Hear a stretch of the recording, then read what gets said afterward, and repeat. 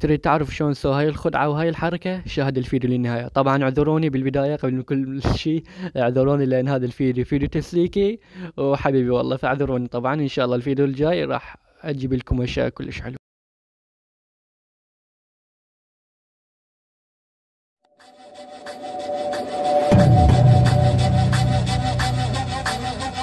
هلا والله، السلام عليكم شباب وبنات، اتمنى الكل يكون بخير. رجعنا لكم بفيديو جديد. بهذا الفيديو راح نعلمكم شلون تسوون حركة القفز وحركة الانبطاح، وشلون او شنو الشيء اللي راح يطلع، او هذا الجليتش او هاي الخدعة اللي بعض من عندكم طلبوها من عندي.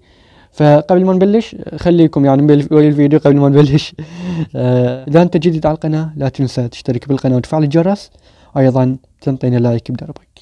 طبعا الحركة او هاي الخدعة وهاي الحركة، حركة او هاي خدعة نقدر نسميها او حركة نقدر نسميها مو خدعة. البعض يعرفها والبعض الاخر ما يعرفها. قسم يعني نقدر نقول انه 70% من اللاعبين ما يعرفون هاي الحركة او شنو هاي الحركة وشون يسووها، او البعض منهم يعرفوها بس ما يعرفون شلون يسووها. بهذا الفيديو راح اقول لكم شلون تسوون هاي الحركة. طبعا بالبداية يحتاج لك انك انت تكون لاعب اصبعين، او عفوا تلعب 3 اصابع او 4 اصابع. الاصبعين شوية راح تكون عليهم صعبة. طبعا الحركة شنو؟ الحركة انك من تدخل الجيم شو تسوي؟ من تدخل الجيم او بساحة الانتظار تقدر بس باللوبي ما تقدر تسويها.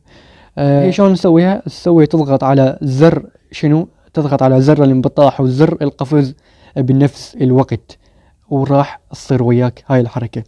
حاليا خلينا نجرب مثل ما تشوفون، نضغط عليها بنفس اللحظة وبنفس الثانية وبنفس الضغطة، وضغطة واحدة مثل ما تشوفون. خلينا نجرب مرة ثانية، راح شوية تأخر وياك. يلا تصير لازم تضغط عليها بنفس الضغطة ومرة واحدة، يعني شلون نقول ضغطة واحدة مثل ما تشوفون. هسه راح نشوف، خلينا نجرب.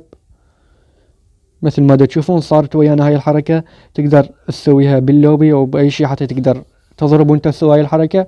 فيعني حركة حلوة.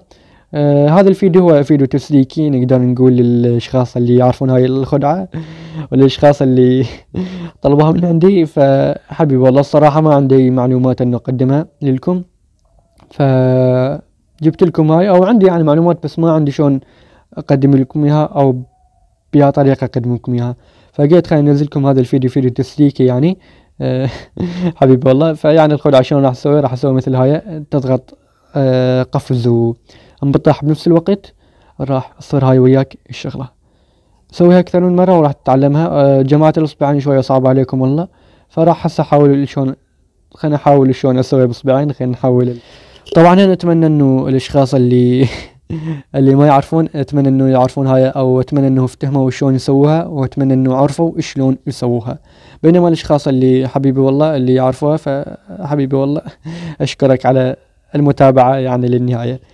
فعلى كل هنا وصلنا لنهاية. ترقبوا باكر او عقب باكر ان شاء الله، بعد يومين 3 ايام راح ننزل لكم مقطع بخصوص ازالة اللايك للاجهزة الضعيفة، او للاجهزة ضعيفة او اجهزة قوية. برنامج جديد ان شاء الله، وبرنامج يعني حلو، فترقبوا ان شاء الله. وصلنا لنهاية المقطع، لا تنسوا من اللايك والاشتراك. مع السلامة.